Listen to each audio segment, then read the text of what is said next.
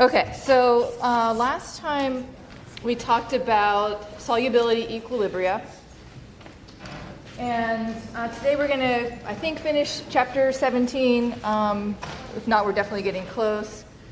So we're going to talk about sections 5 and 6. And I think some of my notes might be numbered incorrectly. So if you looked at the last set, who knows what numbers I have.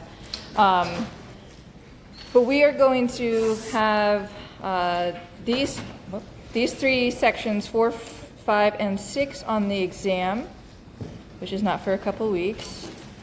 But section 17.7 is not going to be on the exam, so you don't need to worry about that. Okay. Today we're going to talk about precipitation and solubility of ions. And we're also going to talk about complex ion equilibria.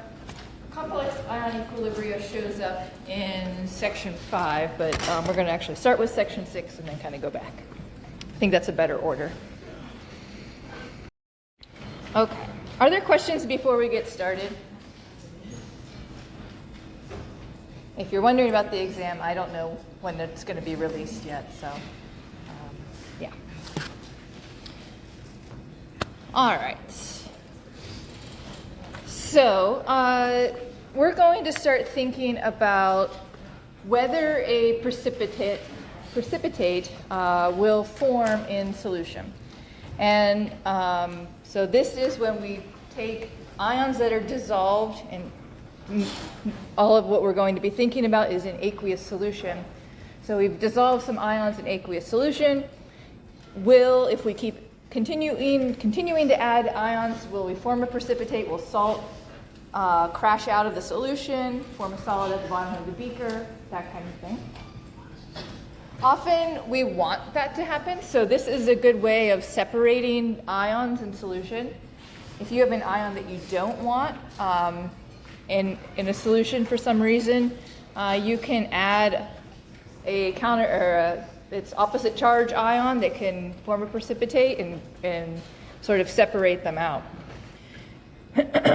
So when we're thinking about the formation of a precipitate, if we ask the question, will a precipitate form, we're essentially asking what side of the equilibrium we're on for a slightly soluble or insoluble salt. Essentially, it's saying, is the reaction reactant favored or product favored? And so if you recall,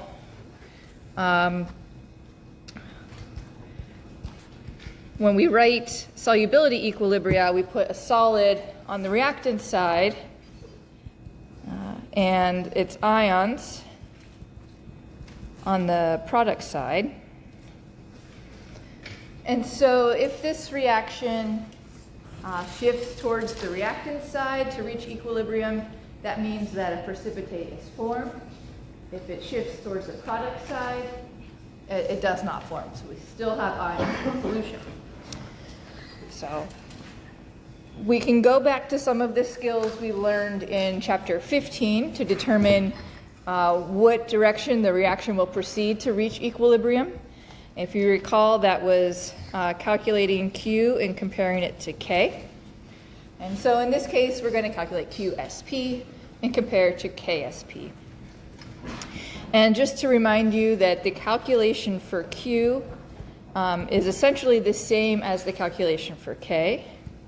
So it'll be the concentration of the ions in the product side raised to their stoichiometric coefficients. For these precipitation types of reactions, there's a solid on the reactant side. We don't include that in the Q or the K. All right. Okay, so an example. We'll start with that. Let's say we mix 100 milliliters of 1 times 10 to the minus 3 molar potassium chromate, that's K2CrO4, with 100 milliliters of 1 to the minus 3 molar silver nitrate, AgNO3. Okay. The first thing to recognize is that these are both completely soluble salts. So when we put the potassium chromate in solution, it's going to completely dissociate, as well as the silver nitrate. It will also completely dissociate in solution. So that's the first step, is to sort of remember what the solubility rules are. And then we're going to think about the products that could form. So we have silver ion in solution. We're going to have nitrate, potassium, and chromate, CrO4, 2-. Okay, so these ions are going to be in solution because we're combining these two salts. And so when we start thinking about what are the possible precipitates that could form, we essentially need to do a double displacement. So we know that silver nitrate is soluble, potassium chromate is soluble, but the question then becomes, what about potassium nitrate or silver chromate, Ag2CrO4? Okay, so those are the precipitates that could form. Just swap the ions on both of those, double displacement reaction. And then, again, we have to remember those solubility rules. So all nitrates are soluble. So KNO3 is not a possible salt that can form. It will remain as ions. But silver chromate is a slightly insoluble, or is an insoluble salt, slightly soluble. So this could form a precipitate. Okay. So when I say it could form a precipitate, that's going to depend on the concentrations of the ions that are available in the solution. Once we know those, we can calculate Q and see if it's larger or smaller than K, and help us figure out which way the reaction is going to occur. If it occurs towards the reactant side, we're going to form a precipitate. If we have to go to the product side to reach equilibrium, then there's no precipitate that's formed. Actually work through this problem. One thing here too with this problem, we don't have the concentrations that we're going to end up with in solution.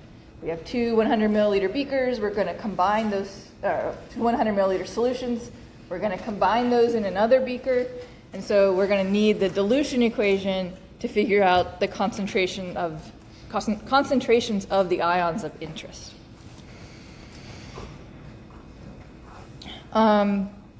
So let's only worry about the silver and the chromate, because this is the equilibrium that matters.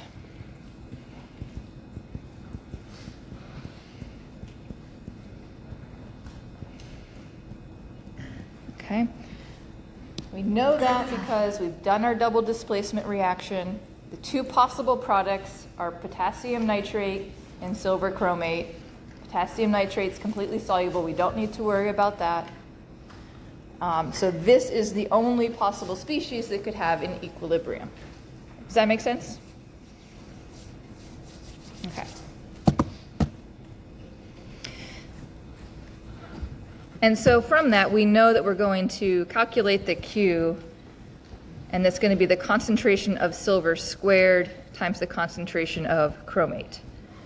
So we need to calculate the concentration of silver and the concentration of chromate. Oftentimes we would give you problems where the concentrations would just tell you what the concentrations are, but that's not always the case, so I wanted to go through this slightly harder example. Okay.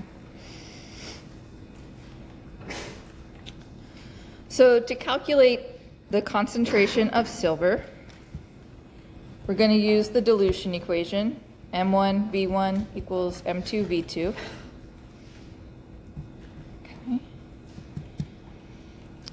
We know our starting concentration of silver is 1 times 10 to the minus 3 molar. For every 1 silver nitrate, we have 1 silver, so that's the same number of moles.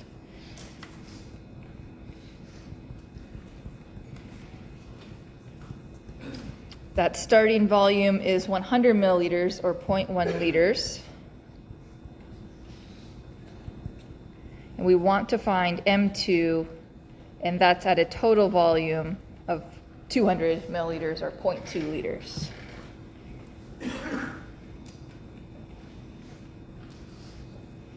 And when we calculate M2, we'll get a silver ion concentration of 5.0 times 10 to the minus 4 moles per liter.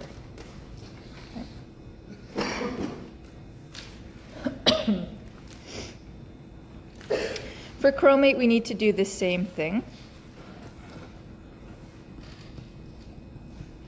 M1V1 equals M2V2. And in fact, the math is the same because all of the concentrations of those two ions are going to be the same. So it also has a concentration starting of 1 times 10 to the minus 3, starting volume of 100 milliliters, 0.1 liters,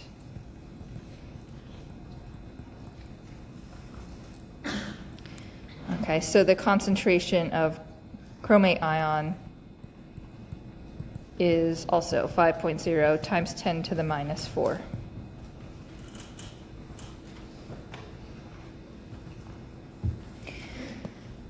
So we're going to take these concentrations of ions and plug them into Q.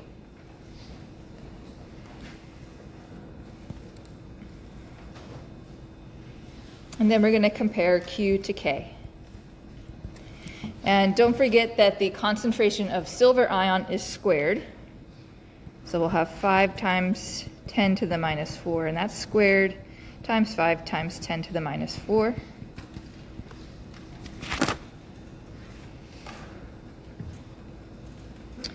And this gives us a value of 1.25 times 10 to the minus 10.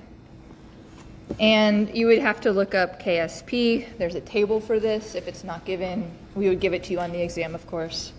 But KSP is 1.1 times 10 to the minus 12.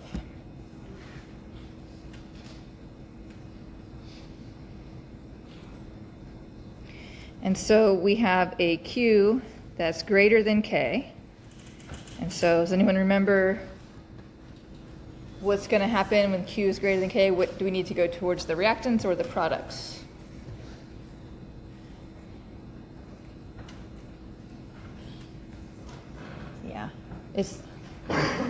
Yeah, it goes towards the reactant side. Yeah. If you don't recall, I completely understand. But it's now time to remember. Okay. So essentially what this is telling us is that this would essentially give us more products than needed at equilibrium. That's a way of saying that. So the reaction RxN shifts towards reactants. And so because it's shifting towards the reactants, the reactant is a solid. That means that the precipitate forms.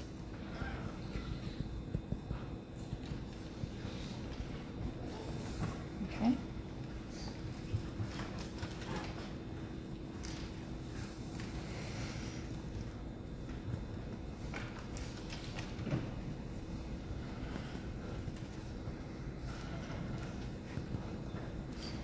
So for summarizing this, for the solubility type of questions, if Q is greater than K, precipitate forms. If Q is equal to K, we're at equilibrium. No precipitate forms, essentially, or there's possibly precipitate there. We're not going to see that example very often. And if Q is less than K, no precipitate forms. Okay, so PPT is often the abbreviation for precipitate, so that's what that is there. All right. Questions on that?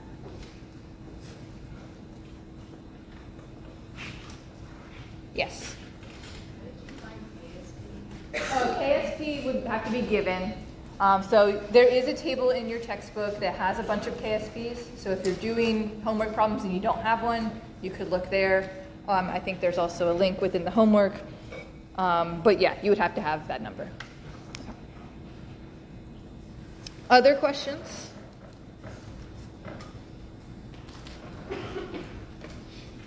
Okay.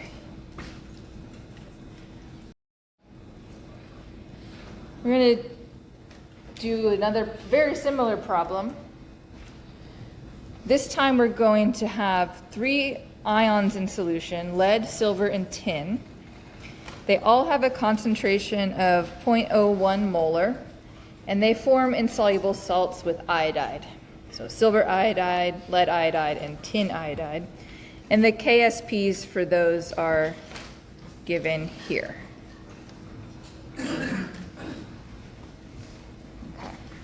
So you have this solution, contains lead, silver, tin, certain concentration. Then you're going to add potassium iodide, Ki, which is completely soluble, until the concentration of the iodide ion is 0.0010 molar. Given these KSP values, determine what happens. Do we form do precipitates form for each of the metal iodides? Does only lead iodide form, only silver iodide, only tin iodide, and the other options there too. So essentially this is asking you to do 3 questions just like we just did, except now you have concentrations of the 2 ions of interest. So give that a try, talk to your neighbor. Your approach will be to calculate Q for each of the possible iodides, lead iodide, silver iodide, tin iodide, and then compare to K. All right, I'll give you a few minutes for that.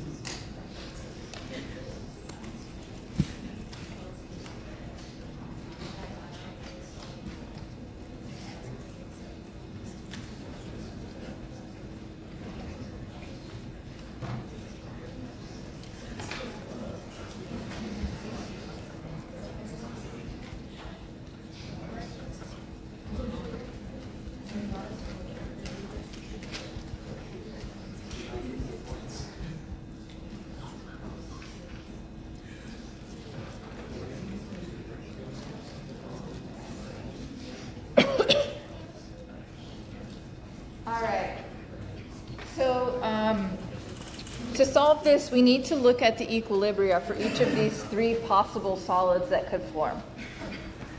So with the first one, lead iodide, we recognize that the lead ion could form with two iodide ion. So make sure you watch that stoichiometry. When we calculate Q, this is going to be equal to the lead ion concentration times the iodide ion concentration squared. And from the problem, we were given that the lead concentration was 0.010 molar, and the iodide concentration was 0.0010 molar, and we have to square that. And so when we square that value, multiply it by 0.01, we end up with a value of Q of 1 times 10 to the minus 8. And if we compare to K, which is 9.8 times 10 to the minus 9, we'll see that Q is greater than K. And so a precipitate forms.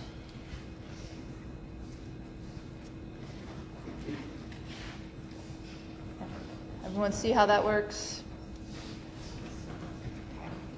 So we'll need to go through for the others as well. So with silver iodide, why are we doing that?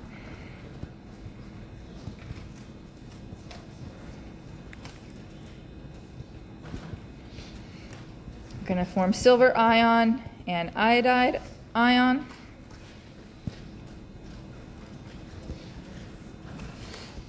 Q is equal to the concentration of silver times the concentration of iodide. These are all 1-to-1, so we don't need to square anything here. Oops. Okay, so the silver concentration is 0.010 times the iodide 0.0010. And we'll get 1 times 10 to the minus 5. And so Q is greater than the K, which was 8.5 times 10 to the minus 17. And so precipitate forms. So for this one, if you've calculated what Q should be for the lead iodide, and know that a precipitate will form there. And we also know that the KSP is small for silver iodide is smaller than that of the lead iodide. If you're paying attention mathematically, we know that the Q is going to be larger for the silver iodide because we're not squaring this value.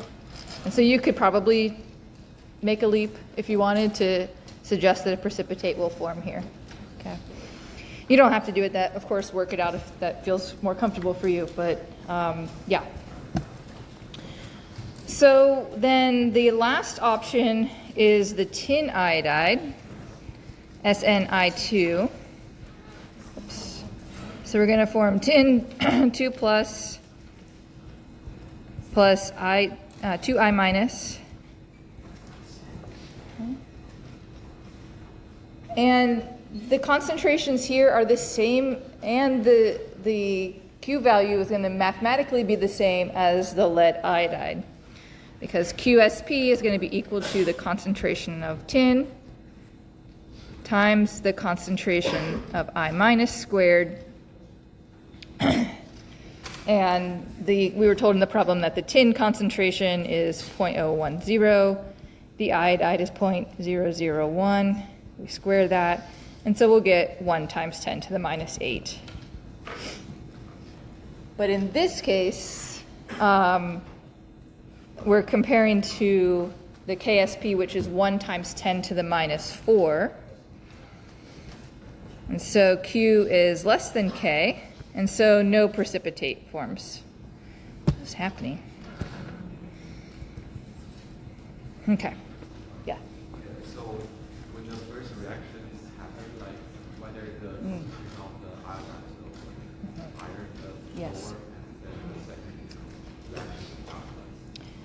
Yeah, so the question becomes, thank you, this is going to lead us into our next section, is if we say that a precipitate forms from lead iodide, wouldn't that reduce the iodide concentration? So we don't know if those other precipitates will form. And actually, the answer is sort of, yeah, that's how it would work in practice. We would form one of the precipitates first. The silver iodide would likely form first because it has the smallest KSP, and so it's going to reduce that iodide concentration. And then we might not have enough iodide in solution to actually precipitate out any lead or any, and certainly not any of the tin. Yes? For SNO2, Yeah. if we look at the solubility table, like, it's soluble already, right? It doesn't include one form of precipitate? The tin iodide? Yes. Uh, Because it says the only times it's insoluble are with Ag plus Ag plus. oh, that's like, oh, okay. The discrepancy is that this is likely from another textbook then. So I don't have a good answer for you for that. That is, you're paying attention to us, so thank you. Based on the fact that we have a KSP here, we'll continue with this, but yeah.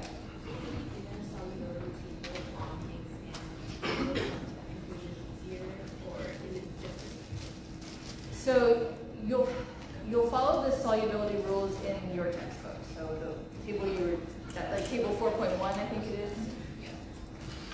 Yeah, so you'll follow those, and then if you're given a value of a KSP for a certain salt, you'll know that it is not completely soluble. So that's sort of the approach. So KSP is only given if there's the potential to have precipitate? Yes. So just like when we have strong acids and bases, those don't have Kas or Kbs. Something that dissolves completely does not have a KSP. So, yeah. So for this problem, though, because we haven't really talked about fractional precipitation yet, given these starting concentrations, we could assume that iodide, or lead iodide and silver iodide are likely to form in solution. Okay. But I think that's our next thing, is fractional precipitation. We might have one more example here.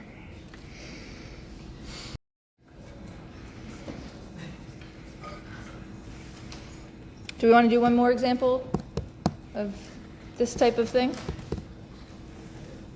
Yes. Okay, cool. I got a thumbs up.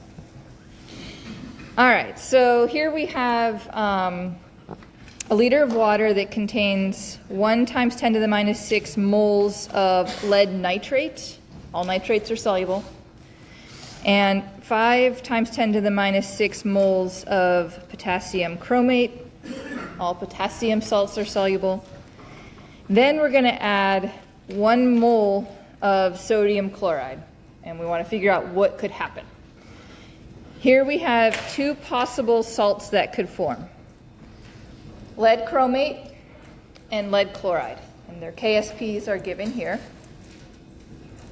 So using that information, try to figure out what option we get here, what will form.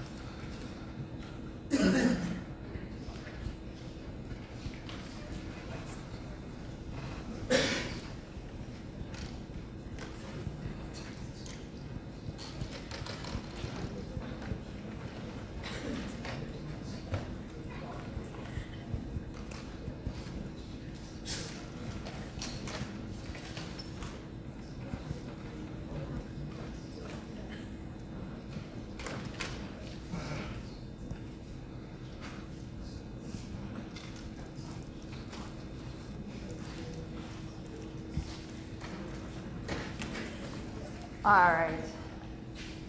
How many people find these problems kind of hard to start? It can be kind of hard to start, yeah. So I think a good place to start with these types of things are to think about writing an equilibrium with a solid on the reactant side and ions that are possible on the product side. And I think that is hopefully a way to help you see what you need to do. So essentially what we're doing again is going to calculate Q and compare it to K. Yes. Did I do something wrong? You have that face.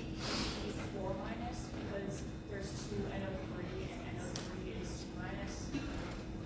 Oh, NO3 is 1 minus. Okay. Yeah. Yeah. Okay. So we'll write out our equilibria. Recognize that we need, if we want to figure out, if the question is we want to know does it precipitate form, we need to compare Q to K. Okay?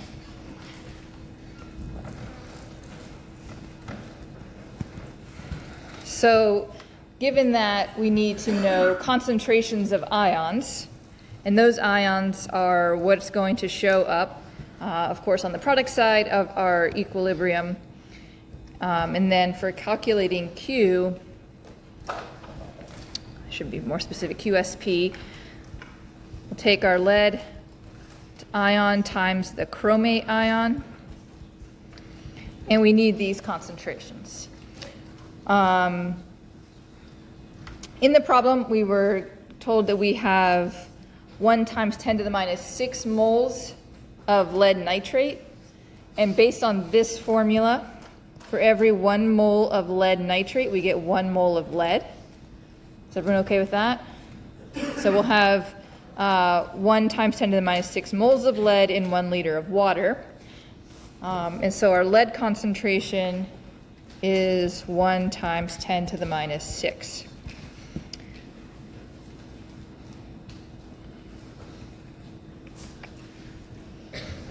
The chromate concentration is 5 times 10 to the minus 6.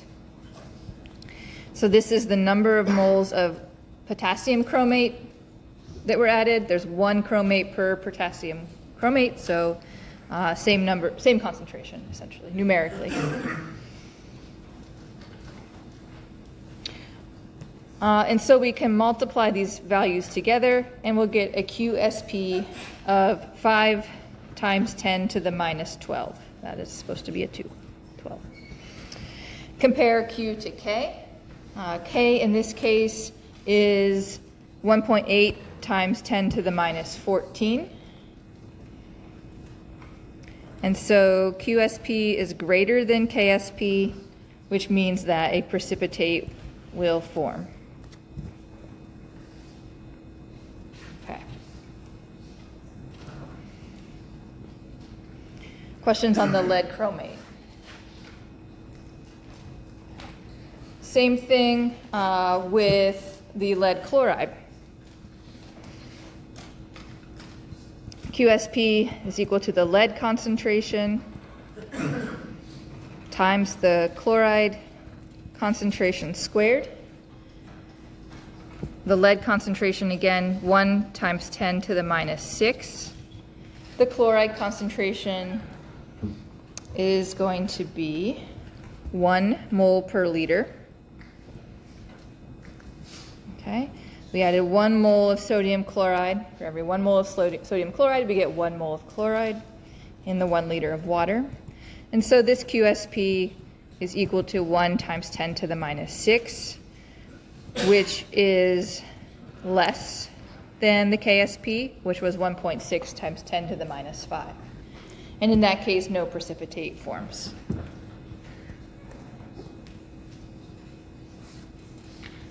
Okay.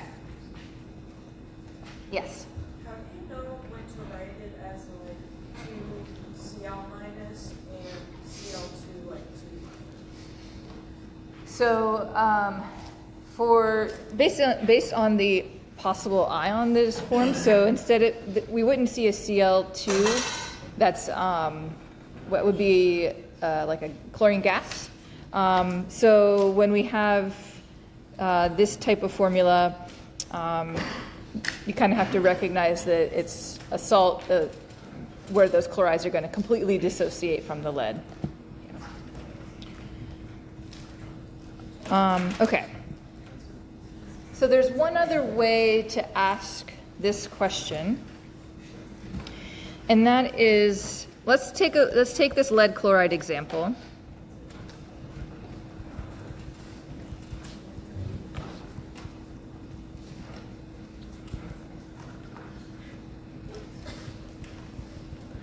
And let's ask what concentration, oh, you know what?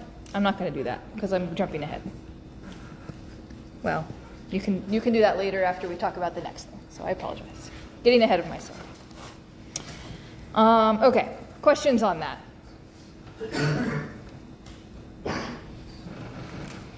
All right. Now we'll talk about, which was what I was about to ask you about. So this is a really useful way of separating ions from solution. If we have, for instance, a sample of water that has lead in it and we want to get that lead out, one of the things we can do is add chloride salt to precipitate out any lead chloride and remove lead from the water. So essentially, if we have a solution that has more than one type of ion that we want to remove, we can add whatever counter ion in a slow way in order to extract or precipitate out one ion before the other, and so you could separate out ions essentially. So let's look at an example.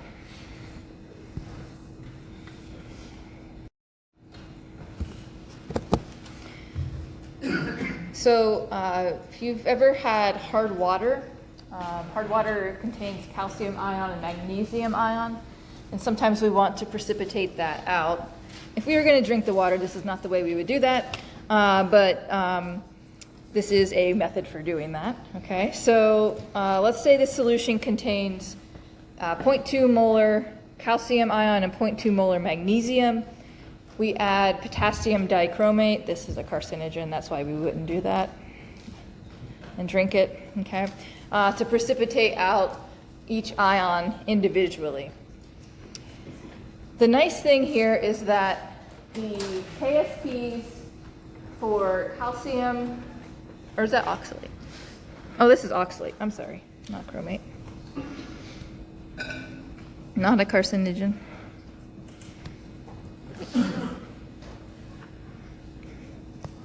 Slightly safer. Okay, so the KSPs for calcium oxalate and magnesium oxalate are different by a large order of magnitude, several orders of magnitude. So the KSP for calcium oxalate is 2.3 times 10 to the minus 9, and for magnesium oxalate, it's 8.5 times 10 to the minus 5. Based on that, which one of these should precipitate first, the calcium salt or the magnesium?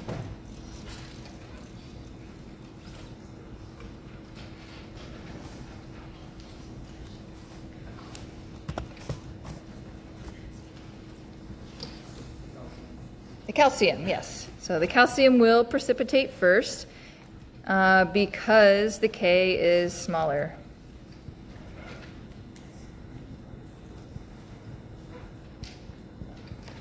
Okay. So if we have a beaker with our calcium and our magnesium, and we start adding oxalate ion to it, we're just going to first precipitate out the calcium oxalate without precipitating out any of the magnesium. So one of the things we can do is figure out the concentration of oxalate that's required to start precipitating the calcium. And then we can also figure out the concentration of oxalate that's required to start precipitating the magnesium.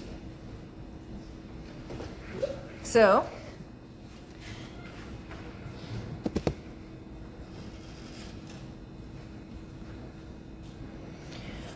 The other thing to sort of to know about this is that only after the calcium oxalate precipitates completely and it's gone from solution will the magnesium start to precipitate, because otherwise it's going to be calcium reacting first. So let's figure out the concentration of oxalate required to precipitate calcium oxalate. I'm going to work down here. So we have our equilibrium, CaC2O4S, in equilibrium, calcium 2 plus, and C2O42 minus. Okay.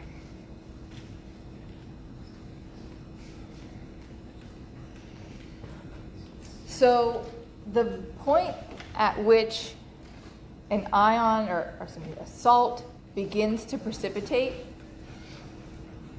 is the equilibrium point. Because just a fraction beyond that, we start to precipitate. So what that means is that if we're trying to solve this kind of problem, the concentration needed to precipitate calcium oxalate, essentially what we're doing is solving for oxalate in the KSP.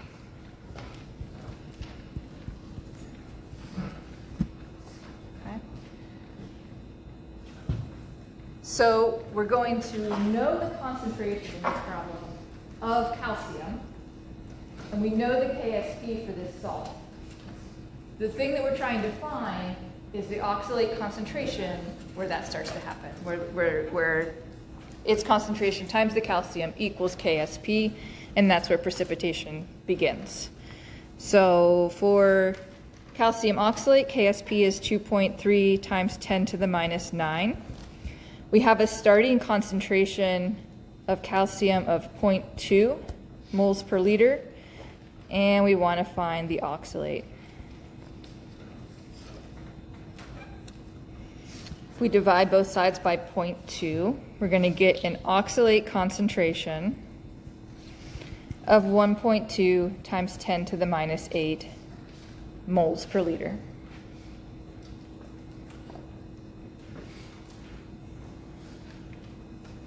So a very small amount of oxalate is required in order to begin precipitation, okay? Because the calcium oxalate itself is very insoluble. The more insoluble something is, the less concentration you're going to need of one of the ions to precipitate it out.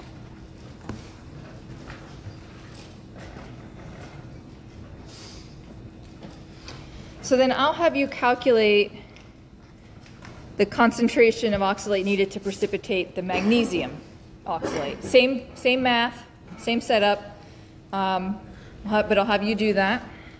Go ahead and take a minute there.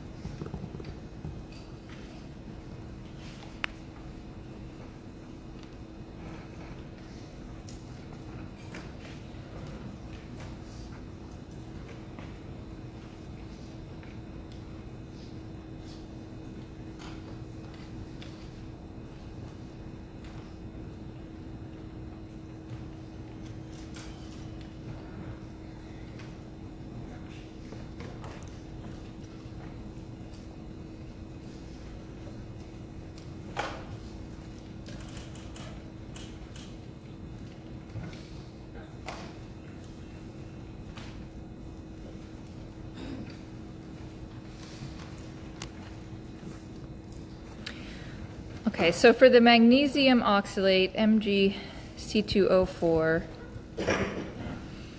in equilibrium with magnesium 2 plus, oxalate.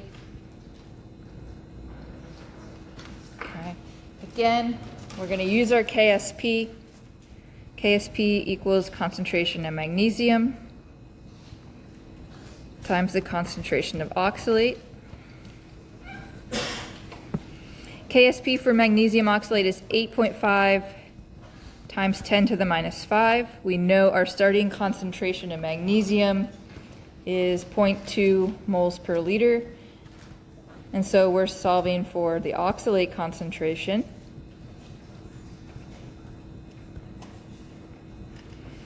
divide both sides by 0.2, we'll get an oxalate concentration of 4.3 times 10 to the minus 4 moles per liter.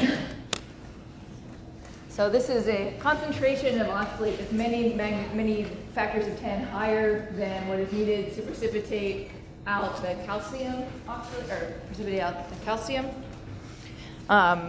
One thing we're not accounting for is like, what's the volume required? Okay, I'm not going to have you calculate that. The other thing that's kind of interesting, right?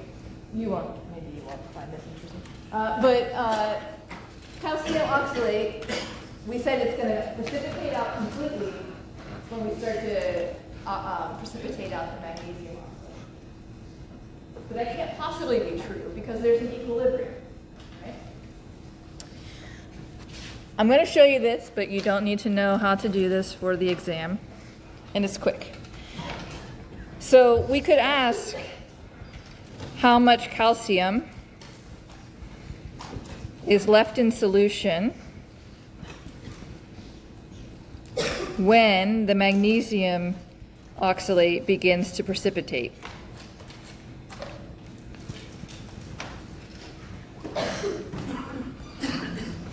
And essentially, what this is doing is we're saying our KSP for the calcium is 2.3 times 10 to the minus 9.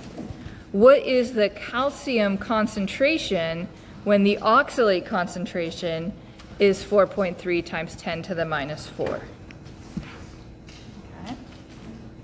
So that 4.3 times 10 to the minus 4 is the concentration of magnesium that was required to precipitate out the magnesium oxalate. And so when we solve for calcium 2+, we get a concentration of 5.3 times 10 to the minus 6 moles per liter. And so it is a very tiny concentration, but there is still some calcium left in solution. So in reality, we haven't precipitated it out completely. Questions on that?